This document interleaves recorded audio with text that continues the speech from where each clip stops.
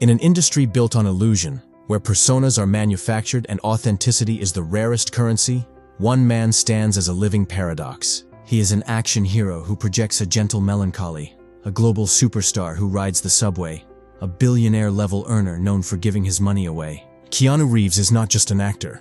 He is a cultural Rorschach test, a figure upon whom the public projects its deepest yearning for decency in a cynical world. From the laid-back slacker Ted Theodore Logan to the unstoppable assassin John Wick, his career is a study in contrasts, yet his essential character has remained, by all public accounts, remarkably constant. He is an easy person to admire, the sad Keanu meme transformed into the internet's boyfriend, a testament to his perceived kindness, humility, and profound, un-Hollywood normalcy. However, this widespread adoration masks a more complex, unspoken reality. While the public celebrates him as a saint, the industry that employs him regards him with a mixture of respect, bewilderment, and a deep-seated, unarticulated fear. And although this is not an attempt to deify Keanu Reeves or claim he is without flaw, there is a compelling perspective to consider, one that suggests Hollywood's apprehension stems not from any malice in him, but from the devastatingly simple mirror he holds up to its soul. Keanu Reeves is feared because his entire existence, his personal tragedies, his quiet philanthropy, his artistic integrity, poses a silent, unanswerable challenge to the very values of vanity, avarice, and transactional relationships upon which the entertainment empire is built. The foundation of the Keanu paradox is that he has achieved the highest levels of fame while seemingly rejecting every rule of the fame game. In a town where visibility is currency, he is notoriously private. In an ecosystem fueled by self-promotion, he is humble to a fault, often deflecting praise onto his collaborators. While his peers leverage their stardom for lucrative branding deals and social media empires, Keanu lives a life of startling simplicity, photographed eating a sandwich alone on a park bench or offering his seat on the train.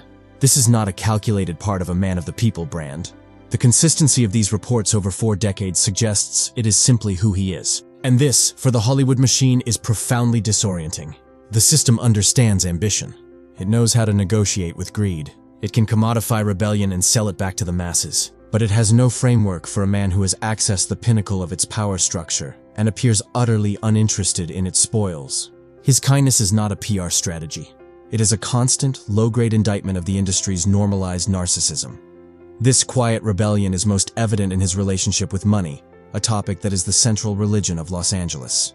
The stories are the stuff of legend, so often repeated because they are so antithetical to the Hollywood archetype. He secretly donated a significant portion of his earnings from the Matrix sequels to the film's special effects and costume design teams, ensuring the very people who built the world shared in its success. He founded a private cancer foundation that operated for years without any public attachment to his name. He negotiated a back-end deal for the John Wick series that ensured every single crew member received a substantial bonus, a move that bought him incalculable loyalty but cost him millions. In an industry where contracts are battlegrounds and points on the back end are a mythical fantasy for most, Keanu's actions reframe wealth not as a scorecard, but as a tool for collective well-being. This is a radical, even dangerous idea in a system designed to concentrate wealth and power at the very top. He makes the standard behavior of demanding private jets and multi-million-dollar perks look not just avaricious, but small and insecure. He doesn't preach about wealth inequality. He simply, quietly, redistributes it, demonstrating a form of leadership that is based on service, not status. This kind of integrity is impossible to compete with, and therefore, it is silently feared. Furthermore, Keanu's career path is a masterclass in artistic integrity over corporate strategy. He is not a leading man who chases franchise roles or Oscar bait parts. His choices are eclectic, often strange, and seem driven by a genuine fascination with the craft and the collaborators. He will appear in a small, independent film like The Bad Batch or Destination Wedding, just as readily as he headlines a billion-dollar property. He spent years developing his passion project, The Man of Tai Chi, and provided a platform for his Matrix stunt double. This refusal to be pigeonholed, to follow a safe and predictable career map, gives him a power that studios find difficult to manage. He is not beholden to them. He is beholden to his own curiosity. In an era where actors are brands to be leveraged across cinematic universes, Keanu remains stubbornly uncorporatized. His loyalty is to the work and the people he makes it with, not to the studio logo on the check. This independence is a form of leverage that terrifies a system built on dependency. beneath the serene public persona lies a history of profound personal tragedy that has shaped his worldview and, in turn, his relationship with Hollywood. The loss of his childhood friend River Phoenix to a drug overdose in 1993 was a devastating blow that occurred on the doorstep of the Viper Room, a club partly owned by Johnny Depp, a stark symbol of Hollywood's dark underbelly. The stillbirth of his daughter, Ava, in 1999 was followed 2 years later by the death of the child's mother, his girlfriend Jennifer Syme, in a car accident. These are losses of a magnitude that would break many people. Keanu did not break publicly, but he transformed. His grief did not become a public performance or a tabloid narrative. It became a private well of empathy from which he seems to draw. He has never exploited his trauma for sympathy or as a story arc in his public life. This stands in stark contrast to an industry that often commodifies pain, turning personal struggles into award season narratives or talk show confessionals. Keanu's quiet endurance of unimaginable suffering grants him a moral authority that is unassailable. In a town of manufactured drama, he has lived through real, profound tragedy and emerged with his dignity and kindness intact. This lived experience makes the petty concerns of fame and box office rankings seem utterly trivial. How can you pressure a man who has lost everything with the threat of a bad review or an underperforming opening weekend? His perspective is, by necessity, cosmic, not corporate.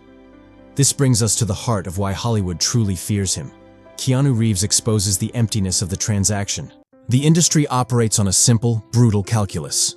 You give us your talent, your time, your image, and we give you money, fame, and validation. It is a deal that has corrupted countless souls. Keanu has taken the money and fame, but he has demonstrably rejected the validation. He does not seem to need the industry's approval to feel worthy. His sense of self appears to be derived from something else entirely. His craft, his motorcycle, his small circle of friends, his private acts of generosity. This makes him immune to the system's primary methods of control. You cannot manipulate a man who does not crave your approval. You cannot intimidate a man who has faced death and loss. You cannot buy a man who gives his money away. The John Wick phenomenon is the ultimate embodiment of this paradox. Here is a franchise that is brutally, ruthlessly efficient in its violence, yet its moral core is one of loyalty, love for a dog, and a code of honor. Keanu, the man who gives his money to crew members, is playing a man who kills hundreds to avenge a puppy. The audience doesn't see a contradiction. They see a perfect alignment. They see a real-life man of principle playing a fictional man of principle. The franchise's success has given Keanu more power than ever, and he wields it not to demand a bigger trailer, but to ensure his stunt team is celebrated, to champion the directors, and to maintain the artistic integrity of the series. He has become an action god by being a decent human being, proving that in a jaded world, integrity itself can be the most bankable asset. In the end, Hollywood fears Keanu Reeves not because he is a threat, but because he is a reflection. In his silent, humble, and principled presence, the industry sees its own loud, greedy, and insecure reflection. And it is not a flattering portrait. He is a walking, breathing reminder that there is another way to live, even at the summit of success, a way that is not predicated on ego, consumption, or the desperate need for external validation. He proves that the ultimate rebellion against a system built on illusion is not a louder performance, but a quieter truth. Keanu Reeves doesn't need to speak out against the darkness of Hollywood. His entire life is the light they are afraid to see. All we know for sure is that in a town of stars, he is a fixed point of moral navigation. And for a system that is perpetually lost, that is the most terrifying truth of all.